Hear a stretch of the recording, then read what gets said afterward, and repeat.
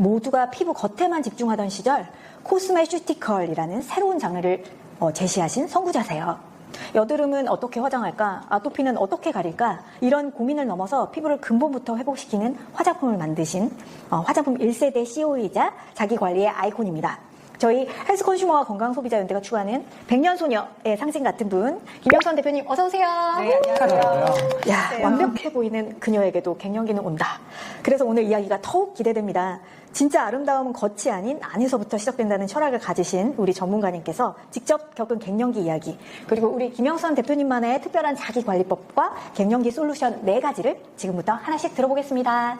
저희가 뭐 100세 시대 얘기를 하니까 저희가 50대 초반부터 갱년기를 거치면 50년을 이제 우리가 폐경을 하고 갱년기에서 살아가야 하는 거잖아요. 네, 그래서 백년소녀가 지금 핵심이에요. 그러다 보니까 이제 50년이 아니라 50년 이후의 삶을 준비하고 관리하고 해야 하는 시대가 온 것 같아요. 50 지나면서부터 주변에서 이제 갱년기 하는데 정말 이제 나도 그런 증상들이 하나씩 나타나기 시작하더라고요. 일반인들은 사실 여성 호르몬 중요하다는 거는 뭐 알긴 하지만 어떻게 대처해야 할지 잘 모르잖아요. 그렇죠. 그리고 또 호르몬 잘못 먹었다가 오히려 유방암이라든지 그렇죠. 여러 여성암에 그런 것들을 걱정하게 되는데 어떻게 대처해야 될까요? 우리가 일반적으로 알고 있는 그런 유방암에 대한 부작용이나 이런 거는 극히 빈도가 아주 낮고, 요즘은 뭐 유럽이나 다른 이제 세계 다른 나라에서도 그렇고 우리나라에서도 그렇고 그 호르몬에 대한 안전성 연구가 많이 돼 있어서 되게 이제 많이들 하신다고 하더라고요. 네.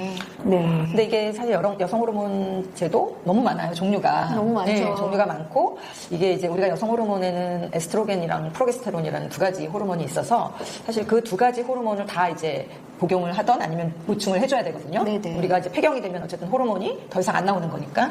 근데 이제 그게 뭐 2개가 합쳐진 정제도 있고, 뭐 따로따로 된 것도 있고, 바르는 것도 있고, 주사제도 있고, 뭐 여러 개가 있어요. 네, 어떤 게 가장 좀 좋은지. 근데 사람마다 좀 다른 것 같아요. 저는 처음에는 주사를 맞았었어요. 너무 이제 심하고 이래서. 네. 그리고 또 제가 상담하신 선생님은 먹는 약에 대해서 조금 부정적이셔서. 근데 저는 주사를 한 1년 정도 맞았었는데 너무 부작용이 심해가지고 중단했어요. 어떤 부작용이었을까요? 네. 그게 우리가 보통 이제 생리가 완전히 끝나기 전에 이제 저는 시작을, 만면홍조가 너무 심해서 시작을 했는데, 그러다 보니까 생리가 뭐 너무 불규칙적으로 수시로 나오고, 이게 우리가 한 달에 한 번씩 해야 되는데, 그리고 복부 팽만이라든가 그리고 가슴 이제 팽만하고 뭐 이런 것들이 너무 심해가지고 안면홍조는 없어졌는데 나머지 그런 것들이 너무 심해서 일단 중단을 했어요. 네. 그러니까 중단을 하니까 바로 이제 폐경이 되더라고요. 네. 그게 제가 전조였네요. 4년. 네. 그러니까 그래서 저는 이제 여성 호르몬을 하는 데 있어서는 저는 제가 그렇게 얘기를 해요. 생리가 완전히 끝난 다음에 한 1년 정도 지나서, 우리가 끝나기 전에도 왔다 갔다 좀 하거든요. 네. 그래서 한 1년 정도 지난 다음에 시작하는 게 더 편한 것 같아요. 그러면 그러니까 기간을 조금 두고. 이게 생리가 끝나기 전에 이제 조금 했다가 안 했다가 막 하는데, 그 시간에 이제 여성 호르몬 저걸 하면 다시 또 생리가 막 나오고 또 불규칙적으로. 네. 그래서 일단은 완전히 끝난다. 우리가 보통 50대 초반에서 중반 정도 되거든요. 중반까지 가지도 않아요. 네, 맞아요. 그래서 완전히 끝난 한 1년 후부터 저는 지금 바르는 에스트로겐 그 겔과 또 먹는 프로게스테론 약을 먹고 있어요. 네. 그래서 이제 구체적으로 여러 가지 종류 있는 거는 이제 본인이 이제 상담을 해보고 이제 시작을 해야 되는데, 일단 뭐 몇 달 해보고 좀 안 맞으면 다른 또 약제로 바꿀 수가 있거든요. 네. 그래서 어디에 발라요? 저는 이제 제가 바르는 에스트로겐 겔은 뭐 이제 이렇게 팔이나 다리, 허벅지에 이제 이렇게 겔 타입으로 일회용으로 하나씩 나와 있어요. 네. 그래서 저는 또 이제 간이 좀 안 좋고 간 수치가 좀 높은 적이 있어서 소화도 좀 잘 안 되고 그래서 먹는 약이 좀 잘 안 좋아서 그걸 바르는 약을 이제 바르는 겔을 하루에 이제 이렇게 된 겔을 바르고, 그다음에 먹는 프로게스테론은 한 달에 2주만 먹는 그런 요법을 하고 있어요. 조금 번거롭기는 하고, 약간 이제 그 바르는 겔은 의료보험이 또 안 돼가지고 약간 일반적으로 그냥 하루에 하나를 먹는 아주 오래된 진짜 고전적인 또 약물도 있거든요. 근데 그런 것들을 일반적으로 큰 부작용이 없으면 시도해봐도 괜찮은데, 이제 저는 조금 그래서 그걸 한 지금 6개월 정도 됐는데, 뭐 안면홍조도 그렇고 피부도 그렇고 뭐 여러 가지 면에서 개선도 되고 좋은 것 같아요.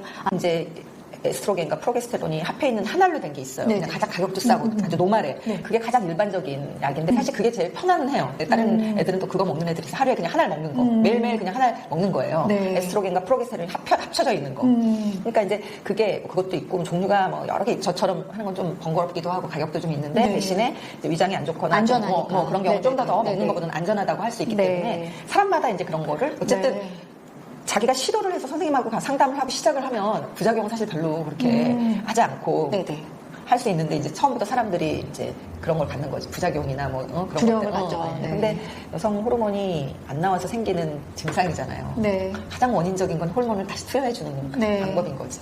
그러네요. 아, 요즘 근부자, 근육부자라는 말이 생길 정도로 근육이 건강의 핵심이잖아요. 네, 갱년기 지나면서 근육 빠지는 거 정말 어떻게 해결해야 될까요? 이제 우리가 나이가 들면 40, 갱년기는 말할 것도 없고 네. 40대부터 근육이 1%씩 빠진다고 그래요. 네, 무섭네요. 그래서, 네. 보통 이제 나이가 우리가 대부분 이제 운동을 하시면 걷기 운동 많이 하시잖아요. 맞아요. 네, 그래서 그렇죠. 몇 년 전까지만 해도 사실 걷기 운동만 꾸준히 잘해도 우리가 이제 뭐 오랫동안 건강하게 살 수 있다 이런 얘기를 했는데 이제는 삶의 수명이 점점 더 길어지면서 걷기 운동만 해서는 안 되고 네. 근육이 점점 빠지니까 사실 근육 운동을 해서 그 근육을 늘린다기보다는 빠지는 거를 좀 덜 빠지게 우리가 이제 저속노화 얘기 많이 네, 하는데 맞습니다. 그런 부분들이 꼭 뭐 갱년기뿐만 아니라 50대 이후에 저는 꼭 필요하다고 생각해요. 대표님은 어떤 운동 하세요? 그래서 저는 사실 젊었을 때부터 근육 운동을 많이 했어요. 네. 저는 좀- 역시. 네. 아니 그게 이제 뭐 그런 미용적인 측면도 물론 있지만 제가 이제 위장이 좀 안 좋아서 소화가 좀 잘 안 되고 네. 음식에 대해서 좀 네. 그러다 보니까 그때부터 이제 근육 운동을 꾸준히 하게 됐어요. 네. 아, 그럼 대표님도 근부자시겠네요? 네, 아니 뭐 부자까지는 아니어도 저도 이제 제 나이 또래에 비해서는 이제 근육량이 좀 있는 편이고 탄탄해 보이세요. 네, 그래서 사실 제가 몸무게 꽤 많이 나가거든요.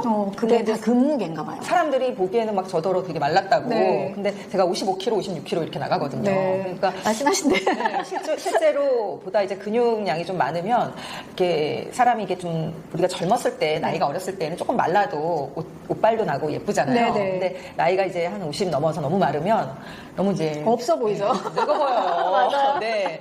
그래서 이제 근육이 좀 탄력 있게. 탄력이 네. 있으면 이제 사실 여자는 근육 운동을 많이 해도 막 우락부락하게 되지는 않거든요. 네. 그래서 근육 운동을 뭐 상체, 하체 이렇게 나눠서 꾸준히 좀 하면 그냥 걷는 거 말고 걷는 거는 뭐 당연히 그렇고 근육 운동을 하게 되면 조금 뭐 젊음을 유지할 수도 있고 전체적으로 이제 몸이 활력이 생기고 네. 이제 피곤한 것도 좀 덜하고 이제 네, 그런 맞습니다. 여러 가지 증상들이 좀 좋아지는 것 같아요. 그러면 운동을 어려워하는 분들한테 특별히 작게라도 시작할 수 있는 팁을 나눠주실 수는 있을까요? 네네, 이게 꼭 헬스클럽에 가지 않아도 요즘에 집에서 스쿼트 얘기 많이 하거든요. 네. 그러니까 그 상체도 물론 중요한데 저는 하체 근육이 참 중요한 것 같아요. 네.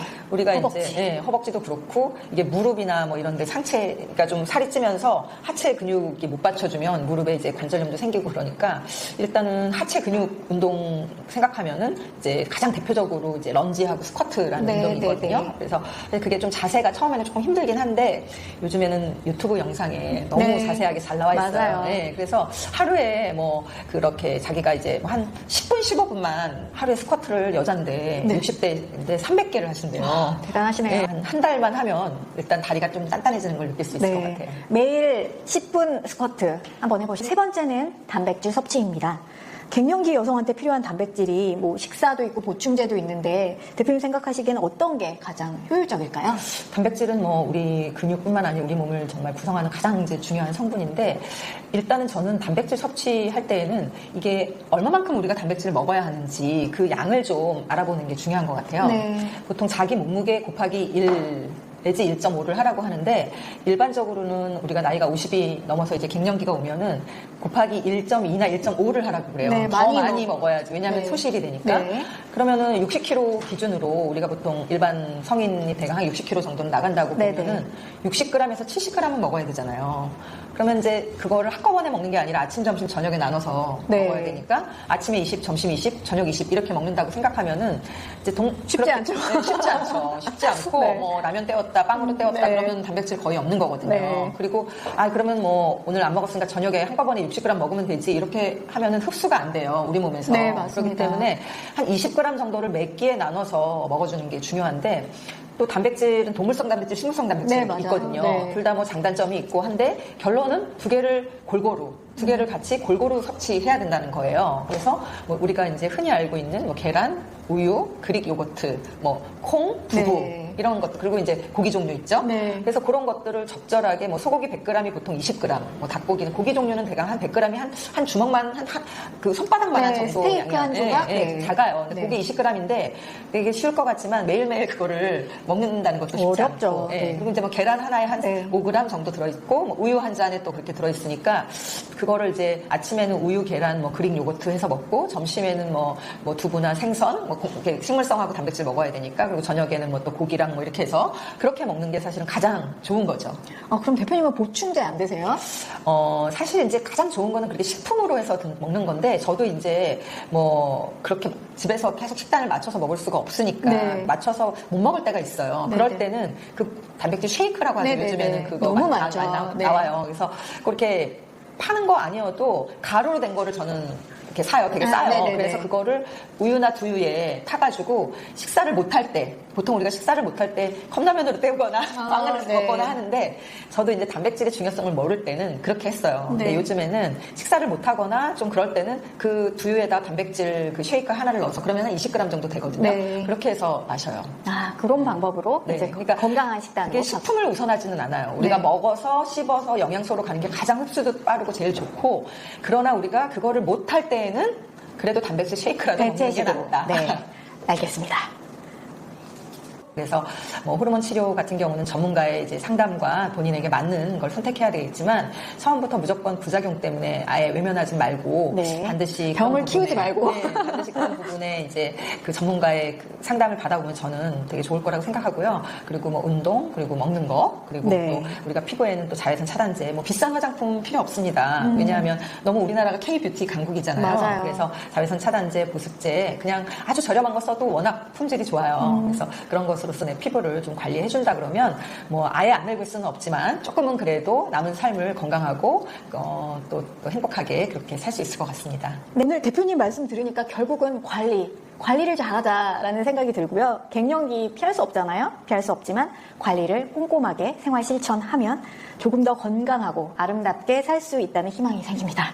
네, 마지막 솔루션 피부 노화 관리입니다. 이 부분은 정말 우리 대표님의 전문 분야이시기 때문에 대표님이 직접 실천하고 계신 노화 방지 핵심에 대해서 말씀해 주시겠습니다. 네, 제가 예전에 젊었을 때 화장품 회사를 할 때에는 이게 피부가 뭐 화장품, 피부만의 피부 관리, 네. 또 뭐 레이저 치료, 뭐 피부과 치료 이런 것들이 피부를 관리하는 전부인 줄 알았어요.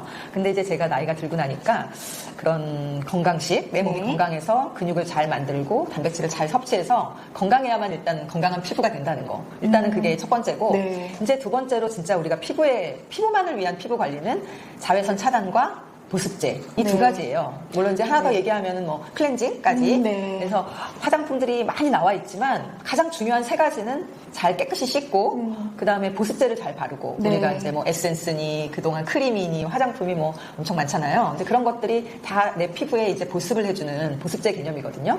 여름에는 날씨가 이제 습도가 높고 더우니까 조금 가벼운 보습제를 바르고 겨울이나 이제 날씨가 가을 겨울은 더 건조하니까 조금 더 보습력이 높은 오일이나 크림 종류를 발라주고 네. 그리고 난 다음에 이제 자외선 차단제가 또 가장 중요하죠. 피부 노화는. 맞습니다. 네, 제가 얘기 안 해도 이미 그거는 너무 많이 다 잘 알고 계셔서 자외선 차단제도 우리가 한여름에 하고 또 좀 가을 겨울에 조금 다른 또 뭐 SPF라든가 이제 여러 가지 좀 차별을 해서 그 꼼꼼히 발라주시면은 내 피부에 이제 뭐 주름이 아예 안 생길 수는 없지만 그래도 조금은 좀 천천히 조금은 좀 덜 노화가 될 수 있지 않을까 이렇게 생각이 듭니다. 네. 네, 대표님 오늘 귀한 말씀 너무 감사드립니다. 지금 이 영상 보시는 분들도 본인만의 꼭 루틴을 한번 만들어 보시기 바라고요. 갱년기 건강관리를 잘해서 우리 모두 백년 소녀가 되자고요. 네, 구독, 좋아요 꼭 눌러주세요. 감사합니다.